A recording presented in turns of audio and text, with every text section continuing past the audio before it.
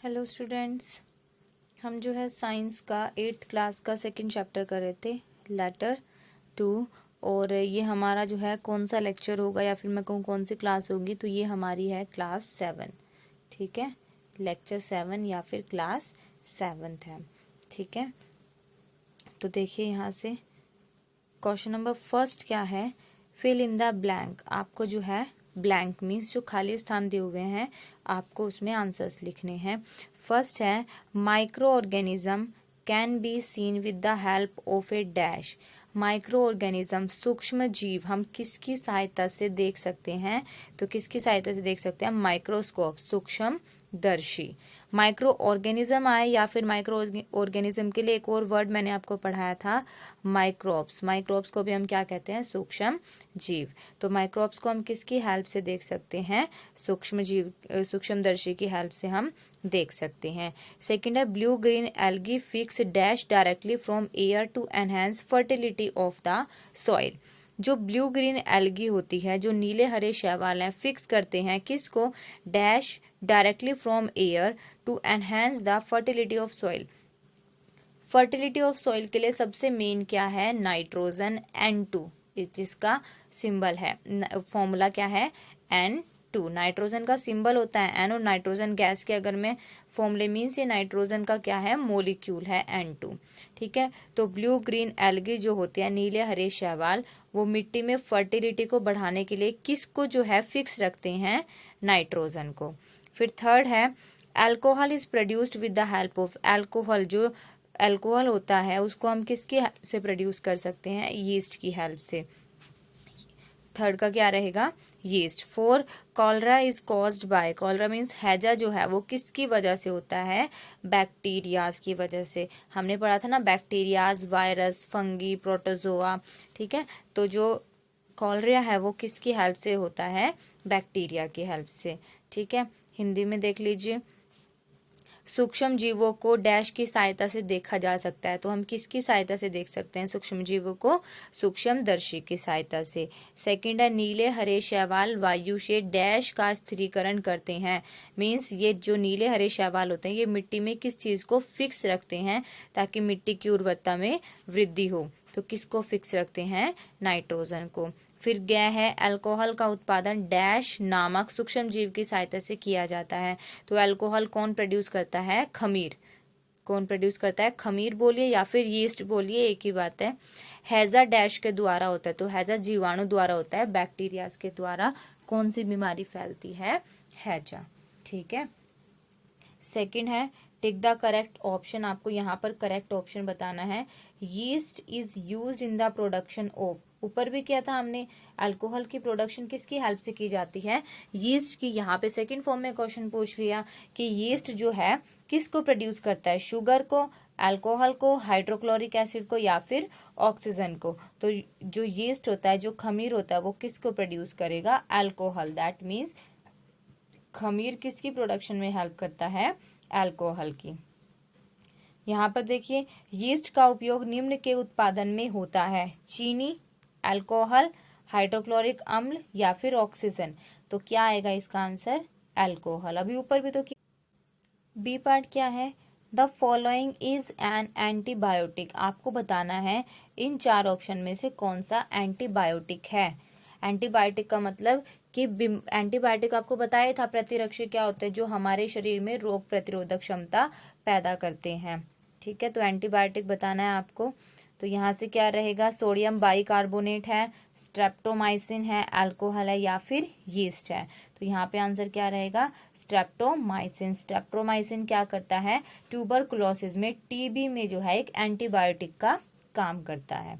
ठीक है, हिंदी में निम्न में से क्या एक प्रतिजैविक है, तो प्रतिजैविक क्या रहेगा यहाँ पर, सोडियम बाइकार्बोनेट, अल्कोहल, यीस्ट या स्ट्रेप्टोमाइसिन। तो क्या रहेगा, स्ट्रेप्टोमाइसिन यहाँ पर क्या रहेगा, प्रतिजैविक रहेगा। और किसके लिए यूज किया जाता है, टीबी के प्रतिजैविक के रूप में ये यूज किया जाता है। मीन्स जिस इंसान को टीबी होती है उसको जो है स्ट्रेप्टोमाइसिन का वैक्सीन भी दिया जाता है। थर्ड है carrier of malaria causing protozoa is. Carrier of malaria, carrier क्या होते हैं, वाहक। जो बीमारी को एक जगह से दूसरी जगह पर लेके जाते हैं। तो career of malaria causing protozoa, malaria को फैलाने वाला जो मलेरिया किसकी वजह से होता था, प्रोटोजुआ की वजह से। तो उसका कैरियर कौन है, मीन्स उस बीमारी को, मलेरिया को एक जगह से दूसरी जगह पर कौन लेके जाता है, female Anopheles mosquito, cockroach, house fly या फिर बटरफ्लाई। तो इसका क्या रहेगा, फीमेल एनोफ्लीज मॉस्किटो। ठीक है, ये मादा मक्खी, मादा मच्छर है जो क्या करता है, मलेरिया को एक जगह से दूसरी जगह लेके जाता है, वाहक है ये इसका। हिंदी में मलेरिया परजीवी का वाहक है। मलेरिया जो है परजीवी का, मलेरिया क्या है, एक प्रोटोजुआ की बीमारी है ना, मीन्स प्रोटोजुआ से होती है। तो इसका आंसर क्या रहेगा, मादा एनाफ्लीज मच्छर। फिर उसके बाद फोर्थ देखिए, the most common carrier of communicable disease is, most common carrier communicable disease जो एक इंसान से दूसरे इंसान को इजीली से हो जाती हैं, संचरणीय बीमारी कहते हैं इसको हम। तो मोस्ट कॉमन कैरियर कौन है इसका, आंट, ड्रैगन फ्लाई, स्पाइडर या फिर हाउस फ्लाई। तो क्या रहेगा, हाउस फ्लाई, जो घरेलू मक्खी होती है वो इसका जो है मेन कैरियर है। यहाँ पे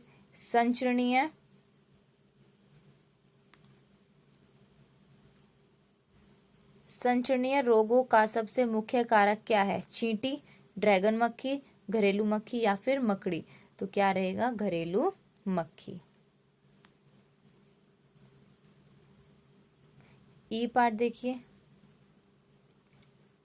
द ब्रेड ऑफ इडली डफ राइजेस बिकॉज ऑफ, जो इडली का डफ होता है फ्लफी बन जाता है, सॉफ्ट हो जाता है, तो वो किसकी वजह से होता है, हीट की वजह से, ग्राइंडिंग की वजह से, नीडिंग की वजह से या फिर ग्रोइंग ऑफ यीस्ट। तो किसकी वजह से होता है, जो इडली का जब हम वो डफ जो डो होता है उसका डो राइज अप हो जाता है। क्यों हो जाता है डो राइज अप, क्योंकि उसके अंदर खमीर की कोशिकाओं की वृद्धि हो जाती है, यीस्ट की कोशिकाओं की वृद्धि हो जाती है। यहाँ पर ब्रेड या इडली फूल जाती है, क्यों फूलती है, उष्णता के कारण या फिर यीस्ट कोशिकाओं की वृद्धि के कारण, पसीने के कारण या फिर मांडने के कारण। मांडना क्या होता है, जैसे उसको हम बार बार ही क्या करते हैं, आपने देखा होगा जब आटा गूंथते हैं तो उसमें हाथ से जैसे पानी डाल के उसको सॉफ्ट करते हैं ना, तो उसको मांडना कहते हैं। ठीक है, तो किसकी वजह से होती है ये, यीस्ट कोशिकाओं की वृद्धि की वजह से। ठीक है, फिर लास्ट पार्ट देखिए, सेकंड का लास्ट पार्ट क्या है, the process of conversion of sugar into alcohol is called, the process of conversion of sugar into alcohol, sugar का अल्कोहल में चेंज होना, इस प्रोसेस को हम क्या कहते थे, नाइट्रोजन फिक्सेशन, मोल्डिंग, फर्मेंटेशन या फिर इन्फेक्शन। तो क्या कहेंगे इसको, फर्मेंटेशन, किण्वन बोलते थे, जिसमें चीनी जो है वो अल्कोहल में चेंज हो जाती थी। तो क्या रहेगा, फर्मेंटेशन। यहाँ पर चीनी को अल्कोहल में परिवर्तित करने का प्रक्रम का नाम क्या है, नाइट्रोजन स्थिरीकरण, मोल्डिंग, किण्वन या फिर संक्रमण। तो क्या रहेगा, किण्वन। ठीक है, third question, match the organism in column A with their action in column B. आपको ए को, ये जो ए कॉलम है इसको बी कॉलम के साथ मैच करना है। बैक्टीरिया, अब यहां से रीड आउट करना शुरू कीजिए कि बैक्टीरिया क्या करते थे, fixing nitrogen, setting of curd, baking of bread, causing malaria, causing cholera, causing AIDS या फिर प्रोड्यूसिंग एंटीबॉडीज। तो बैक्टीरिया क्या करता था, बैक्टीरिया जो है कॉलरिया फैलाता था, हैजा कौन फैलाता था, बैक्टीरिया। फिर उसके बाद है राइजोबियम, राइजोबियम कल भी पढ़ा था, फिक्सिंग नाइट्रोजन। तो सेकंड का क्या रहेगा, ए। लैक्टोबैसिलस दही बनाने में हेल्प करता था, तो थर्ड का क्या रहेगा, बी। यीस्ट खमीर क्या करते थे, ब्रेड बनाने में, अभी भी पढ़ाई है हमने, ब्रेड बनाने में हेल्प करता है। प्रोटोजुआ क्या करता है, मलेरिया कोज करता है, तो फिफ्थ का रहेगा डी। उसके बाद वायरस क्या है, ए वायरस कोजिंग एड्स, एड्स की फुल फॉर्म देख लीजिए, एड्स की फुल फॉर्म क्या होती है, एक्वायर्ड इम्यूनो डेफिशिएंसी सिंड्रोम। क्या होती है, एक्वायर्ड इम्यूनो डेफिशिएंसी सिंड्रोम। ठीक है, एक्वायर्ड इम्यूनो डेफिशिएंसी सिंड्रोम, ये क्या है, एड्स की फुल फॉर्म क्या है, एक्वायर्ड इम्यूनो डेफिशिएंसी सिंड्रोम। ठीक है, हिंदी में देख लीजिए क्वेश्चन नंबर 3। देखिए हिंदी में कॉलम ए को जो है कॉलम बी के साथ या कॉलम फर्स्ट को कॉलम सेकंड के साथ मिलाना है। तो जीवाणु क्या करेंगे, यहाँ से देखेंगे नाइट्रोजन स्थिरीकरण, दही का जमना, ब्रेड की बेकिंग, मलेरिया का कारक, एड्स का कारक, प्रतिजैविकता उत्पादित करना। यहाँ पे तो दिया ही नहीं हुआ, ये तो नहीं आएगा। तो जीवाणु का जो है ना आप लिख लीजिए अलग से, जीवाणु क्या करते हैं, हैजा का कारक है। जीवाणु का आंसर क्या रहेगा, हैजा का कारक। ठीक है, ये आप सही कर लीजिएगा, यहाँ पर बुक में जो है गलत लिखा हुआ है, ये जीवाणु का क्या रहेगा, हैजा का कारक। मीन्स जीवाणु का आंसर इन 6 कॉलम में नहीं है। अगर आपने ध्यान दिया हो यहाँ पे 7 कॉलम्स थे बी में, यहाँ पर बी में 7 कॉलम्स हैं और इधर थे 6। ठीक है, हिंदी में जो है वो 6 ही आपको दिए हुए हैं, जीवाणु का आंसर नहीं है। राइजोबियम सेकंड देखिए, राइजोबियम क्या करेगा, राइजोबियम नाइट्रोजन का स्थिरीकरण करते हैं। लैक्टोबैसिलस किस में हेल्प करेगा, लैक्टोबैसिलस आपकी हेल्प करेगा दही जमाने में। उसके बाद यीस्ट क्या करेंगे, ब्रेड की बेकिंग में।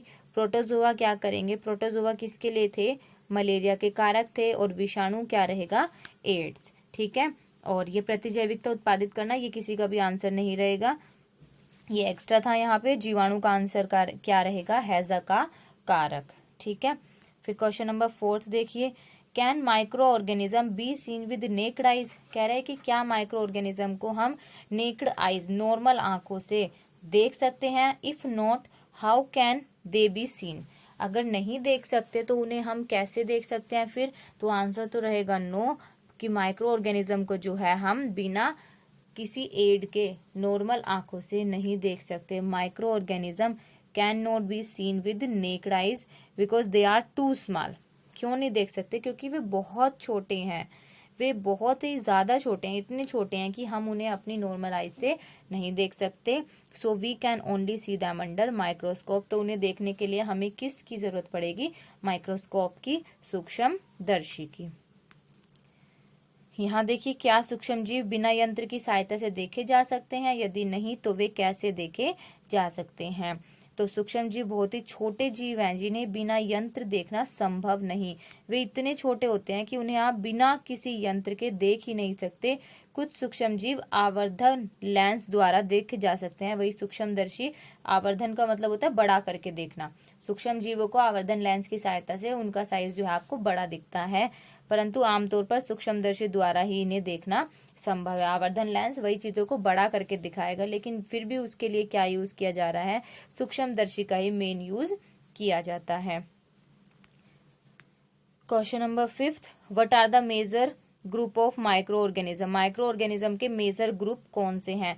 तो माइक्रो ऑर्गेनिज्म के मेजर ग्रुप 5 होते हैं, bacteria, fungi, protozoa, algae, virus. और इन पांचों में सबसे ज्यादा जो नुकसान पहुंचाने वाला है वो क्या होता है, बैक्टीरिया। मीन्स सबसे ज्यादा हानिकारक कौन सा है यहाँ पर, बैक्टीरिया।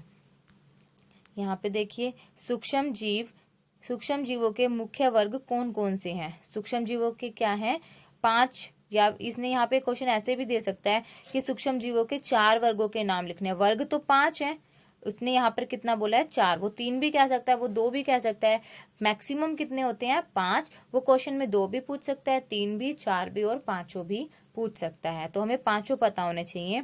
तो पहला है जीवाणु, सेकंड है कवक, थर्ड है प्रोटोजोआ, फोर्थ शैवाल और फिफ्थ है विषाणु। सबसे ज्यादा हानिकारक कौन से होते हैं, जीवाणु। Question number 6, name the micro organism which can fix atmospheric nitrogen in the soil. मिट्टी के अंदर जो वायुमंडलीय नाइट्रोजन होती है उसको कौन सा माइक्रो ऑर्गेनिज्म, कौन सा सूक्ष्म जीव जो है फिक्स करता है, बना के रखता है मिट्टी में। तो ये हमने कई बार पढ़ लिया, राइजोबियम बैक्टीरिया। ये जो है रूट नोड्यूल्स के अंदर जो फलीदार पौधे होते हैं उसकी जड़ों में मिलता था, ठीक है, जिससे ये मिट्टी में क्या करता था, नाइट्रोजन की मात्रा को बना के रखता था। और दूसरा क्या रहेगा, ब्लू ग्रीन एल्गी। इन दोनों का काम क्या है? मिट्टी के अंदर नाइट्रोजन को बनाए रखना। वायुमंडलीय नाइट्रोजन का मिट्टी में स्थिरीकरण करने वाले सूक्ष्म जीवों के नाम बताने हैं। तो क्या रहेगा? राइजोबियम जीवाणु और नीले हरे शैवाल। ठीक है, ये क्या करते हैं? दोनों मिट्टी में नाइट्रोजन की मात्रा को बना के रखते हैं, या हम ये भी कह सकते हैं मिट्टी की जो उर्वरता होती है उसको बना कर रखते हैं। ठीक है स्टूडेंट्स, आज के लिए इतना ही। कल जो है हम बाद के जो क्वेश्चंस रह गए हैं इसके आगे के वो करेंगे। आज के लिए इतना ही। Thank you.